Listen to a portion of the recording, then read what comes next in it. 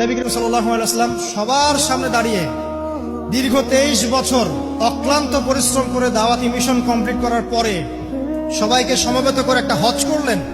হজ করার পরে তিনি গুরুগম্ভীর কণ্ঠে বলছেন, হৃদয়ের সমস্ত আবেগ বের করে দিয়ে বলছেন, হে জনগণ, আইয়ুহান নাস, হে জনগণ, আমি জানি না আজকের পর তোমাদের সাথে আমি কখনো মিলিত হতে পারবো কিনা।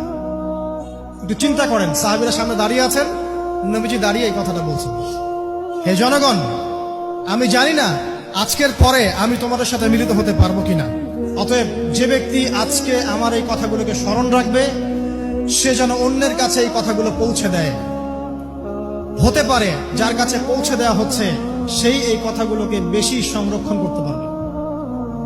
আল্লাহ পাক তার প্রতি রহম করুন যে আমার এই কথাগুলোকে অন্যের কাছে পৌঁছে দেবে।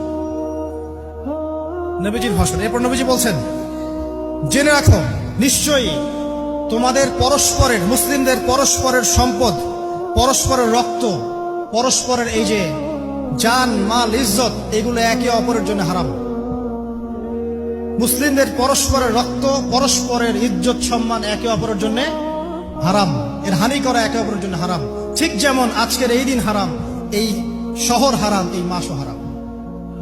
নবী করিম সাল্লাল্লাহু আলাইহি ওয়াসাল্লাম বলছিলেন, জেনে রাখো তিনটা বিষয়ে যেন তোমাদের অন্তর কখনো খেয়ানত না করে। তিনটা বিষয়ে তোমাদের অন্তর যেন কখনো খেয়ানত না করে। এক, তোমরা যে কাজটাই করবা শুধু আল্লাহ পাকের সন্তুষ্টির জন্য করবে। তোমরা যে কাজই করবে শুধু আল্লাহর সন্তুষ্টির জন্য করবে। তোমাদের শাসক বর্গের কল্যাণ কামনা করবে। তোমাদের শাসক বর্গের কল্যাণ কামনা করবে। 3 নাম্বার, মুসলিমদের জামাতকে আঁকড়ে ধরে রাখবে। মুসলিমদের ইউনাইটেড কমিউনিটিকে আঁকড়ে ধরে থাকবে। এই তিনটা বিষয় পালনের ক্ষেত্রে তোমাদের অন্তর যেন খেয়ানত না করে। এদিন সূর্য ঢলে যাওয়ার পরে নবী সাল্লাল্লাহু আলাইহি ওয়াসাল্লাম আরো বললেন, শুনে রাখো হে মানব জাতি, এটা ভালো করে শোনেন, শুনে রাখো হে মানব জাতি, নিশ্চয়ই আমি মুহাম্মদ সাল্লাল্লাহু আলাইহি ওয়াসাল্লাম জাহেলি যুগের যত কুপ্রথা আছে সমস্ত কুপ্রথাকে আমার পায়ের তলে পিষ্ট করে গেলাম। জাহেলি যুগে কি ছিল ভাই?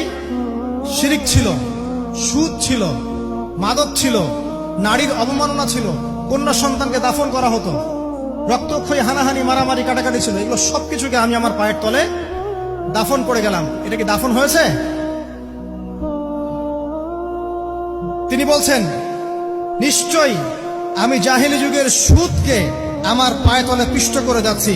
সর্বপ্রথম যার সুদ আমি পিষ্ট করছি তিনি হচ্ছেন আব্বাস ইবনে আব্দুল মুত্তালিব, আমার চাচার সুদ।